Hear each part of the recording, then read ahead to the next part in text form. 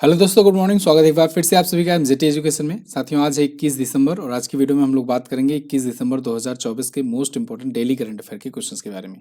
लेकिन उससे पहले मैं आपको बता दूं कि नवंबर का पार्ट 2 कल आ गया है, वीडियो रात में आया है 10:30 बजे। तो अगर आपने नहीं देखा है तो आप जाइए देखिए, पार्ट 2 जो है, और वीडियो अवेलेबल है। इसके अलावा एक और वीडियो कल आई है, जो छूटा हुआ करंट अफेयर था उसका पार्ट 2 भी आ गया है। तो कल दोनों वीडियो जा करके आप चैनल पर देख लीजिए जो आया हुआ है। चलिए, सबसे पहले रिवीजन से शुरुआत करेंगे। कल हम लोगों ने पढ़ा था यूनिफॉर्म सिविल कोड लागू करने वाला भारत का पहला राज्य उत्तराखंड होगा। कुछ लोगों को कंफ्यूजन थी कि गोवा है, तो देखो गोवा में पहले से ही लागू है। गोवा लागू करने वाला पहला राज्य नहीं है। लागू करने वाला पहला राज्य पूछा जाए तो उत्तराखंड बताएंगे। गोवा में स्वतंत्रता से पहले ही लागू है, पुर्तगालियों के द्वारा लागू किया गया था और वहां पर कंटिन्यू है। तो आज के टाइम पर दो राज्य ऐसे हैं जहां यूनिफॉर्म सिविल कोड चल रहा है, लेकिन बाकायदे विधानसभा में बिल वगैरह ला करके उत्तराखंड ने लागू किया है। तो लागू करने वाला पहला राज्य उत्तराखंड है, ठीक है। इसके अलावा अमेरिकी नौसेना का सर्वोच्च सम्मान मिला है टॉम क्रूज को। ये अभिनेता हैं, एक्टर हैं। और भारतीय स्टेट बैंक का नया प्रबंध निदेशक बनाया गया राम मोहन राव अमारा को। इसके अलावा भारतीय शिक्षाविद अरुण कपूर को भूटान में दोस्तों शाही सम्मान से सम्मानित किया गया है। इसके अलावा गुजरात का मसाली गांव भारत का पहला सौर सीमा वाला गांव बना है। मैंने मोढेरा गांव के बारे में भी कल जिक्र किया था, जो कि भारत का पहला सोलर विलेज है। उत्तराखंड के द्वारा जारी किए गए 38वें राष्ट्रीय खेलों का शुभंकर है माउली। और ये माउली जो है, ये 38वां राष्ट्रीय खेल का शुभंकर तो होगा ही। 38वां राष्ट्रीय खेल उत्तराखंड में आयोजित होगा, ये बात ध्यान रखना। प्रसिद्ध तबला वादक पंडित स्वप्न चौधरी जी को राष्ट्रीय तानसेन सम्मान 2023 के लिए दिया गया है मध्य प्रदेश की गवर्नमेंट के द्वारा। डॉल्फिन परियोजना के तहत असम में पहली बार गंगा डॉल्फिन की टैगिंग की गई है। और 500 बिलियन डॉलर की नेटवर्थ तक पहुंचने वाले पहले व्यक्ति बन गए हैं एलन मस्क। सुशासन सप्ताह 19 से 24 दिसंबर तक मनाया जा रहा है। ये टॉप 10 करंट अफेयर के क्वेश्चंस थे कल की वीडियो से, जिनका आपने एक मिनट में किया रिवीजन। इसकी क्विज और पीडीएफ एमजेटी ऐप पर भेज दी गई है। आपने अगर नहीं जाकर के प्राप्त किया है तो जाकर के प्राप्त कीजिए, पीडीएफ डाउनलोड कीजिए और क्विज को सॉल्व कीजिए। एमजेटी ऐप का लिंक डिस्क्रिप्शन में दिया गया है। पहला क्वेश्चन देखते हैं। पहला क्वेश्चन है, अंतर्राष्ट्रीय मानव एकजुटता दिवस कब मनाया गया? तो अंतर्राष्ट्रीय मानव एकजुटता दिवस साथियों, ये 20 दिसंबर को मनाया जाता है। प्रत्येक वर्ष 20 दिसंबर को इंटरनेशनल ह्यूमन सॉलिडेरिटी दिवस मनाया जाता है, ठीक है। तो 2005 से इसकी शुरुआत हुई थी। वैश्विक सहयोग, शांति, सामाजिक न्याय और सतत विकास को बढ़ावा देने के उद्देश्य से सभी मानवों को एकजुट करने के लिए ये दिवस है। अब दिसंबर महीने के महत्वपूर्ण दिवस आए हैं, उनका रिवीजन करेंगे। 1 दिसंबर को विश्व एड्स दिवस, 2 दिसंबर को विश्व कंप्यूटर साक्षरता दिवस, ये दोनों ही बहुत इंपॉर्टेंट है, पूछे जाते हैं। 3 दिसंबर को विकलांग व्यक्तियों का अंतर्राष्ट्रीय दिवस, 4 दिसंबर को भारतीय नौसेना दिवस, 4 दिसंबर अंतर्राष्ट्रीय चीता दिवस, 5 दिसंबर इंटरनेशनल वॉलंटियर डे, 5 दिसंबर को विश्व मृदा दिवस, 6 दिसंबर को महापरिनिर्वाण दिवस, 5 दिसंबर वाला भी इंपॉर्टेंट है, पूछा जाता है। 9 दिसंबर को अंतर्राष्ट्रीय भ्रष्टाचार विरोधी दिवस, 10 दिसंबर अंतर्राष्ट्रीय मानव अधिकार दिवस, इंपॉर्टेंट है। 11 दिसंबर अंतर्राष्ट्रीय पर्वत दिवस, 11 दिसंबर यूनिसेफ स्थापना दिवस, 12 दिसंबर अंतर्राष्ट्रीय तटस्थता दिवस, 12 दिसंबर अंतर्राष्ट्रीय सार्वभौमिक स्वास्थ्य कवरेज दिवस और 14 दिसंबर राष्ट्रीय ऊर्जा संरक्षण दिवस मनाया जाता है। इसके अलावा 16 दिसंबर विजय दिवस और 18 दिसंबर को अंतर्राष्ट्रीय प्रवासी दिवस मनाया जाता है। अंतर्राष्ट्रीय प्रवासी दिवस इंपॉर्टेंट है। और अंतर्राष्ट्रीय मानव एकजुटता दिवस 20 दिसंबर को। अगला, मिस इंडिया यूएसए 2024 का खिताब किसने जीता? तो इसको जीत लिया है दोस्तों कैटलीन सैंड्रा नील ने। ये मिस इंडिया यूएसए का खिताब जीती हुई हैं 2024 का। चेन्नई में इनका जन्म हुआ था, भारतीय मूल की हैं और मिस इंडिया यूएसए का खिताब जीती हैं कैटलीन सैंड्रा नील। फर्स्ट रनर पर रही निराली देसिया और सेकंड रनर पर रही माननी पटेल। अच्छा, ये मिस इंडिया यूएसए क्या होता है? इसमें भारतीय मूल की जो लेडी होती हैं वो यूएसए में इस परफॉर्मेंस में हिस्सा लेती हैं, इस इवेंट में। तो भारतीय मूल की महिलाओं में कैटलिन सैंड्रा नील ने ये जीत लिया है, ठीक है। ये पिछले 14 वर्षों से अमेरिका में रह रही हैं। कैलिफोर्निया यूनिवर्सिटी में ये अध्ययन भी कर रही हैं। अब ऐसे ही कुछ और जो इवेंट हुए थे उनके विजेताओं की लिस्ट यहाँ पर है, जिसमें से आपको याद रखना है मिस यूनिवर्स कौन है और मिस वर्ल्ड कौन है। तो मिस यूनिवर्स 2024 की हैं विक्टोरिया केजोर थीलविक और मिस वर्ल्ड 2024 की हैं क्रिस्टीना पिज़ुकोवा, जो कि चेक गणराज्य की हैं, ठीक है। मिसेज यूनिवर्स अमेरिका अभी शेफाली जामवाल बनी थी। Miss Grand International Rachel Gupta बनी थी। Femina Miss India World Nikita Porwal बनी थी। मिस यूएसए 2024 ये सवाना गैंकविज बनी थी। मिस यूनिवर्स इंडिया रिया सिन्हा बनी थी। मिस इंडिया वर्ल्ड वाइड ध्रुवी पटेल बनी थी। तो मिस यूनिवर्स इंडिया ये पूछा जा सकता था, लेकिन अब चांसेस कम हो गए हैं क्योंकि मिस यूनिवर्स की अनाउंसमेंट हो गया है। हाँ, ऐसे पूछा जा सकता है कि मिस यूनिवर्स 2024 की प्रतियोगिता में भारत को किसने रिप्रेजेंट किया था, तब आप बताएंगे रिया सिन्हा ने। क्यों? जो मिस यूनिवर्स इंडिया विजेता होती हैं वही जाकर मिस यूनिवर्स इवेंट में भारत को रिप्रेजेंट करती हैं। तो रिया सिन्हा चूंकि मिस यूनिवर्स इंडिया जीती थी, तो इन्होंने भारत को यहाँ रिप्रेजेंट किया था, लेकिन ये बहुत मतलब टॉप 12 में भी जगह नहीं बना पाई थी, बहुत पीछे थी। और मिस यूनिवर्स का खिताब इस बार जीत लिया है विक्टोरिया केजोर थिलवेग ने। ठीक है, चलिए अगला देखते हैं। किस देश के अंतरिक्ष यात्रियों ने अंतरिक्ष में 9 घंटे का स्पेस वॉक पूरा करके एक नया वर्ल्ड रिकॉर्ड बनाया? तो दोस्तों ये बनाया है चीन के वैज्ञानिकों ने, या कहें अंतरिक्ष यात्रियों ने, ज़्यादा सही होगा। चीन के स्पेस जो यात्री हैं उन्होंने क्या किया कि 9 घंटे तक स्पेस वॉक किया। स्पेस वॉक मतलब कि अपने यान से निकल करके टहलना घूमना। अब टहलना ऐसे नहीं होगा, धरती की तरह नहीं होता है कि वहाँ पर चल रहे हो, फ्रिक्शन काम कर रहा है, बाकायदे ग्रेविटी काम कर रही है, ऐसा नहीं होता है। स्पेस वॉक स्पेस में जीरो ग्रेविटी पर चलना होता है और एक बहुत टफ टास्क होता है। तो 9 घंटे तक चलने का मतलब बहुत बड़ी बात हो गई। फिलहाल अंतरिक्ष में 9 घंटे का स्पेस वॉक इन्होंने पूरा कर लिया है और ये लोग बन गए हैं विश्व के पहले ऐसे व्यक्ति। 2 यात्री थे एक्चुअली में, के जुजे और सोंग लिगडोंग। तो इन दोनों ने ये स्पेस वॉक किया है और चीन ने इसे पूर्णतः सफल बताया है। फिलहाल पिछला रिकॉर्ड चीन के नाम था जब ये गुआंगफू और ली गुआंगसू के नाम था 8 घंटे 23 मिनट की चहलकदमी का। अगला देखते हैं। Brett it on the incredible story of my life, ये किस एथलीट के ऊपर लिखी गई पुस्तक है? ये दीपा मलिक के ऊपर लिखी गई पुस्तक है। ब्रिंग इट ऑन, ठीक है ना, ब्रिंग इट ऑन है। तो bring it on the incredible story of my life Deepa Malik ने लिखा। दीपा मलिक की ऑटोबायोग्राफी भी कह सकते हैं, इन्होंने लिखा है, आत्मकथा है। दीपा मलिक, आपको पता होना चाहिए, ये पैरा एथलीट थी। पैरालंपिक्स में भारत के लिए काफ़ी मेडल इन्होंने जीते हैं और ये ऐसी पैरा एथलीट थी कि इन्होंने कई इवेंट में जीते हैं। मतलब ऐसा नहीं केवल एक खेल में। ये पैराप्लेजिक महिला तैराक, बाइकर, कार रेसलर, इसके अलावा कई इवेंट में इन्होंने मेडल्स जीते हुए हैं भारत के लिए। तो अभी हार्पर कॉलिंस इंडिया ने इनकी बुक पब्लिश की है, ब्रिंग इट ऑन। ठीक है ना, इम्पोर्टेंट बुक है, याद रखना। वैसे खिलाड़ियों और जो महत्वपूर्ण चर्चित व्यक्ति हैं उन पर जो आत्मकथाएं लिखी गई हैं, उन पर जो पुस्तकें लिखी गई हैं, इस पर मैं आपको वीडियो दे चुका हूँ। आप सर्च करना महत्वपूर्ण हस्तियों पर बुक्स, उसके बाद एमजेटी एजुकेशन आगे लिख देना, तो आपको वो वीडियो मिल जाएगी। ब्रिंग इट ऑन इनकी पुस्तक है। इन्होंने 2016 के रियो पैरालंपिक में सिल्वर मेडल जीता था।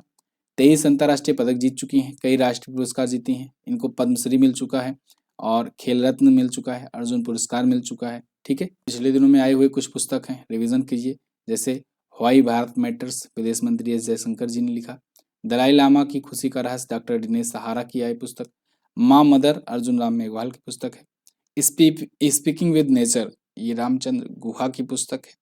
Friends, India's closest strategic partner, professor Shri Ram Chaulia ने लिखा। The book of now, Manoj Vijay ने लिखा। Ratan Tata a life, Thomas Mathew की पुस्तक है। और खाकी में स्थित प्रग, अनिल रतूड़ी की पुस्तक है। अगला, किस देश ने 2025 में मुफ्त mRNA वैक्सीन लॉन्च करने की घोषणा की? तो mRNA वैक्सीन लॉन्च किया है रूस ने। रूस ने कहा है कि भाई अब हम बहुत करीब हैं कैंसर की दुनिया की पहली वैक्सीन बनाने में। 2025 की शुरुआत में ही इसे हम लॉन्च कर देंगे। ये mRNA वैक्सीन होगी, यानी मैसेंजर आरएनए वैक्सीन होगी। मैसेंजर आरएनए क्या होता है? मैसेंजर आरएनए का मतलब कि ये आरएनए को मैसेज करता है कि वो उसके प्रति प्रोटीन डेवलप करे। तो कैसे? कैंसर के खिलाफ वाले। तो कैंसर आप जानते हो एक लाइलाज बीमारी रही है अभी तक उसकी कोई वैक्सीन नहीं बन पाई है और ये सबसे ज़्यादा मृत्यु के कारणों में से एक कारण रही है दुनिया में। एक रिपोर्ट के मुताबिक, एक्चुअली मैं इस पर वीडियो बनाने जा रहा था, इस पर रिसर्च किया था काफ़ी कुछ, तो मैं यहीं पर बता दे रहा हूँ, वीडियो तो बन नहीं पाई है अभी। तो क्या हुआ कि दुनिया भर में 6 करोड़ लोग पर ईयर मर जाते हैं डिसीजेस की वजह से। इन 6 करोड़ में 1 करोड़ लोग केवल कैंसर से मरते हैं। सोचो, 6 करोड़ मृत्यु प्रतिवर्ष होती है पूरी दुनिया में, उसमें 1 करोड़ कारण रहता है कैंसर की वजह से। अब कैंसर में भी बहुत सारे टाइप के कैंसर होते हैं। कई बार आपको बताया गया है वीडियोस में भी, lung cancer, breast cancer, blood cancer, skin cancer, फेफड़े का कैंसर, लंग कैंसर, बहुत सारे टाइप के कैंसर होते हैं। कैंसर है क्या चीज़? कैंसर दोस्तों कोशिकाओं का एक अनियंत्रित रूप से विकसित होना ही कैंसर है। अगर कोई कोशिका है, कहीं पर आपको चोट लगती है या फिर कोई ऐसी कोशिका है किसी अंग का, किसी पार्ट का, जो अपने आप को डेवलप करती ही चली जा रही है, वो कंट्रोल नहीं हो पा रही है, अनकंट्रोलेबल तरीके से बढ़ती चली जा रही है। तो शुरुआत में लगता है गांठ पड़ गई है, फिर आगे जब बड़ा रूप ले लेता है तो लगता है कि यार ट्यूमर हो गया है। वो ट्यूमर लगातार बढ़ता ही रहता है, तब फिर कहते हैं कि भाई ये कैंसर हो गया है। समय समय पर इसे काट करके निकाला जाता है, लेकिन फिर से वो उतना हो जाता है, तो ये कैंसर भारी रूप ले रहा है। तो इसमें स्टेजेस होते हैं, stage 1, stage 2, stage 3, stage 4। Stage 4 वाला कैंसर मतलब कि बहुत खतरनाक स्थिति में आ गया है। तो यहाँ से रिकवरी बहुत कम होता है, ना के बराबर होता है। फिलहाल ये जो mRNA वैक्सीन है, ये बनाई गई है, अभी ये क्लियर नहीं है कि ये किस स्टेज तक के मरीजों का इलाज करेगा, लेकिन कहा जा रहा है शुरुआती तौर पर अगर फर्स्ट स्टेज का या सेकेंड स्टेज का कैंसर है तो फिर ये उसके लिए काफ़ी कारगर हो सकता है। अब mRNA पर आते हैं। mRNA मतलब मैसेंजर RNA। mRNA वैक्सीन में क्या होता है ना कि आप देखो, ये वाला जो कैंसर के वैक्सीन है, इसमें क्या किया जाएगा कि जैसे पर व्यक्ति का कोई कोई कैंसर है ना, तो उसका जो कैंसर का जो एरिया, जो पार्ट है, उसमें से कुछ चीज़ निकाला जाएगा, कुछ ट्यूमर का कुछ हिस्सा निकाला जाएगा, उसको भेजा जाएगा और उस लैब में उस पार्ट के हिसाब से वैक्सीन तैयार की जाएगी, उसी का यूज करके। फिर वो mRNA जो वैक्सीन बनेगी, वो क्या करेगी, जब उसको लगाई जाएगी तो वो मैसेज करेगी कि ये जो कोशिकाएं अनियंत्रित रूप से विकसित हो रही हैं उस व्यक्ति के अंदर, उसको कैसे कंट्रोल करे। ठीक है, कंट्रोल करे का क्या मतलब, मतलब ये कि बस लिमिटेड टाइम कर ही अपने आप को डेवलप करे। डेवलप करना भी जरूरी है। आपको चोट लगती है तो चोट भर आती है, क्यों? क्योंकि कोशिकाएं अपने आप को दोबारा से विकसित कर लेती हैं। आपका कहीं कटता है, फटता है, तो फिर वो दोबारा से रिकवर हो जाता है, क्योंकि कोशिकाएं नियंत्रित रूप से अपने आप को दोबारा डेवलप कर लेती हैं। लेकिन जब डेवलप करती ही रहती है, मतलब कोशिकाएं अपने आप बढ़ती ही रह जाती हैं, तब दिक्कत होती है। या जब नहीं अपने आप को डेवलप कर पाती है, तब भी दिक्कत होती है। तो आई होप आपको थोड़ा थोड़ा समझ में आया होगा कि कैंसर है क्या, है ना। तो फिलहाल mRNA कैंसर वैक्सीन रूस लॉन्च कर रहा है। आगे दुनिया की पहली वैक्सीन हो सकती है कैंसर की। किस राज्य सरकार द्वारा बांग्लार बारी आवास योजना शुरू किया गया? तो बांग्लार बारी आवास योजना ये पश्चिम बंगाल ने शुरू किया, नाम से ही स्पष्ट है। तो पश्चिम बंगाल ने ये शुरू किया है। ममता बनर्जी जी जो कि वहाँ की सीएम है, इन्होंने ये शुरू किया है। 2400 करोड़ रुपए जो है ये इसके लिए दिए जाने की बात की गई है। 12 लाख अभ्यर्थियों के बैंक में 60,000 रुपए की धनराशि स्थानांतरित की गई है। मुख्यमंत्री ने कहा पहले किस्त के रूप में दिए हैं। और 14,773 करोड़ रुपए का व्यय वहन करना होगा बांग्लार बारी आवास योजना के तहत। ये आवास योजना है, आवास मुहैया कराने के उद्देश्य से ये शुरू की गई है। पश्चिम बंगाल कई दिनों के बाद आया है, तो आइए देखते हैं पश्चिम बंगाल। कोलकाता इसकी राजधानी है। मैप में आपको ये दिख रहा है पश्चिम बंगाल, यहाँ तक है पश्चिम बंगाल, ठीक है ना। आजकल ये बांग्लादेश वाले ना ये गलत मैप सर्कुलेट कर रहे हैं, तो इसमें ये कुछ गड़बड़ी दिखा रहे हैं। इस पर भी हालांकि वीडियो बनानी चाहिए, जल्दी आएगी वीडियो। तो फिलहाल चिकन नक जो है ये वो अपना हिस्सा दिखा रहे हैं, लेकिन ये पश्चिम बंगाल का हिस्सा है और भारत का हिस्सा है। फिलहाल कोलकाता राजधानी है। ममता बनर्जी जी ऑल इंडिया तृणमूल कांग्रेस की यहाँ की सीएम है। डॉक्टर सीवी आनंद बोस यहाँ के गवर्नर। काठी ढाल छऊ नृत्य प्रमुख लोक नृत्य में है। सुंदरवन नेशनल पार्क, बक्सा टाइगर रिजर्व, बक्सा टाइगर रिजर्व बहुत बार पूछा गया है। लोथियन जीव वन्य अभ्यारण्य ये प्रमुख नेशनल पार्क है यहाँ के। 23 जिले हैं, 294 विधानसभा में सीटें, 42 लोकसभा में और 16 राज्यसभा में यहाँ से सीट जाते हैं। अगला, हाल ही में जारी नवीनतम FIH विश्व रैंकिंग में भारतीय पुरुष हॉकी टीम किस स्थान पर है? तो फेडरेशन इंटरनेशनल ऑफ हॉकी का विश्व रैंकिंग जारी किया गया और भारत की पुरुष हॉकी टीम 5वें स्थान पर है। 5वें स्थान पर है भारतीय पुरुष हॉकी टीम। आप जानते हो लगातार दोनों ओलंपिक में ब्रॉन्ज मेडल जीती हुई है।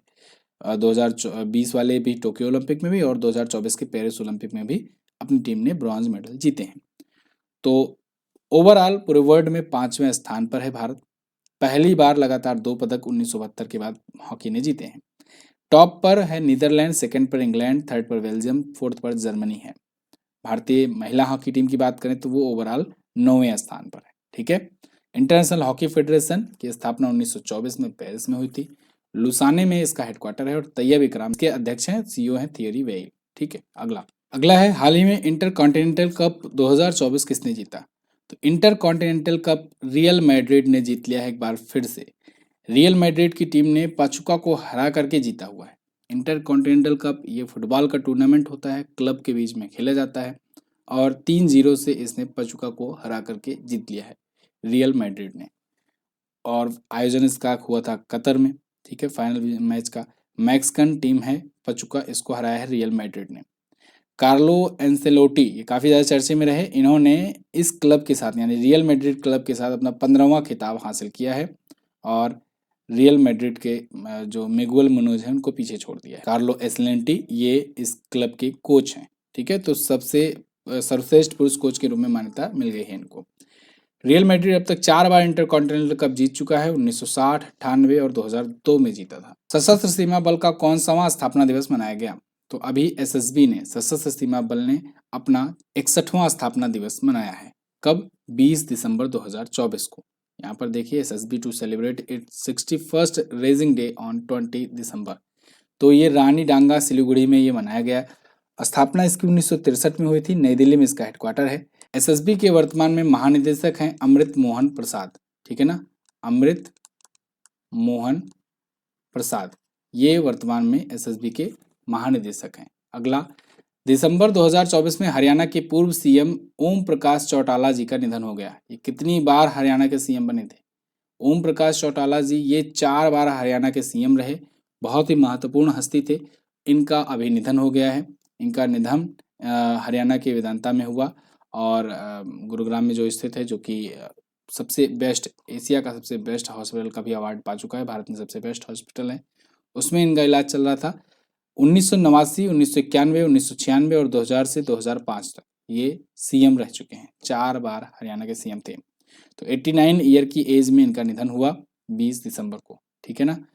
और पूर्व उप प्रधानमंत्री चौधरी देवीलाल के ये पुत्र थे और हरियाणा के पूर्व सीएम। यहाँ पर देखिए कुछ और निधन हुए हैं, इनका रिवीजन आप कर सकते हैं। जैसे अभी उस्ताद जाकिर हुसैन जी का निधन हुआ था, ये पद्म विभूषण से सम्मानित थे, पद्म भूषण से और पद्मश्री से सम्मानित थे, प्रसिद्ध तबला वादक थे। पुरुषोत्तम उपाध्याय जी ये गुजराती सुगम संगीत के प्रतिष्ठित व्यक्ति थे। जॉन टिसनवुड विश्व के सबसे बुजुर्ग व्यक्ति के रूप में इनका निधन हुआ। वरदारा कमलाकर राव मृदंग वादक विद्वान थे। पंडित राम नारायण जी सारंगी वादक थे। शारदा सिन्हा महत्वपूर्ण लोक गायिका थी, फेमस बिहार की, बिहार कोकिला के नाम से जानी जाती थी। कनक राजू ये गुसाडी लोक नर्तक थे, इनका निधन हुआ। रोहिणी गोडबोले भौतिक वैज्ञानिक थी, इनका निधन हुआ। पी वेणुगोपाल ये भारत का पहला हार्ट ट्रांसप्लांट करने वाले चिकित्सक थे, इनका निधन हुआ। आगे, हाल ही में किस भारतीय क्रिकेटर ने अंतर्राष्ट्रीय क्रिकेट से संन्यास की घोषणा की? तो रविचंद्रन अश्विन ने इंटरनेशनल क्रिकेट फॉर्मेट से संन्यास की घोषणा कर दी है। रविचंद्रन अश्विन ये भारत के ऑलराउंडर क्रिकेटर हैं, हालांकि बॉलिंग से शुरुआत की थी, अब ऑलराउंडर बन चुके थे। टेस्ट मैच में इन्होंने 6 सेंचुरीज लगाई हुई हैं, 6 शतक लगाए हुए हैं और कई बार बैटिंग में भी इन्होंने काफ़ी अच्छी पारियां खेली है। फिलहाल कैरम बॉल के नाम से ये काफ़ी फेमस थे। कैरम बॉल इनका काफ़ी फेमस बॉल हुआ करता था और इसके लिए ये फेमस थे। ये क्वेश्चन पूछा जा सकता है, जैसे चाइना मैन गेंदबाजी ये किसकी ट्रिक थी? ये किसकी है? कुलदीप यादव की। और कैरम बॉल कौन फेंकता है? रविचंद्रन अश्विन, ठीक है ना। तो वरिष्ठ स्पिनर है रविचंद्रन अश्विन और इन्होंने संन्यास की घोषणा कर दी है।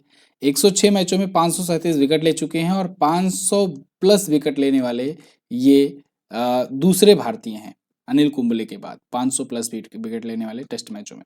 और व्हाइट बॉल का रिकॉर्ड भी इनके नाम शानदार है। इन्होंने सभी प्रारूपों में 181 मैच खेले हैं और 228 विकेट लिए हैं व्हाइट बॉल में।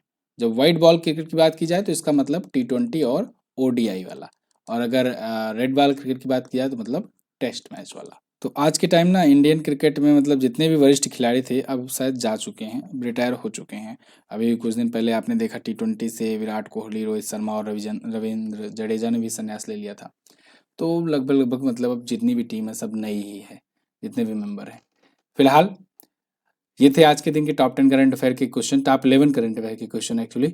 आई होप आपको वीडियो पसंद आई होगी, इन्फॉर्मेटिव लगी होगी। अगर इन्फॉर्मेटिव लगी है तो वीडियो को लाइक कीजिएगा, शेयर कीजिएगा। कल मैंने आपसे पूछा था फीफा का बेस्ट फुटबॉल अवार्ड में बेस्ट महिला खिलाड़ी का पुरस्कार किसने जीता? तो एताना बनामती ने जीता है।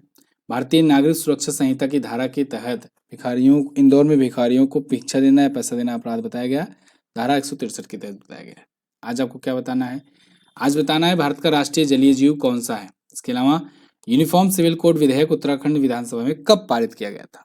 दोनों क्वेश्चन के बारे में जो भी पता हो डिटेल में जरूर आंसर करना। मैं मिलूंगा आपको अगली वीडियो में, तब तक के लिए नमस्कार, जय हिंद, वंदे मातरम।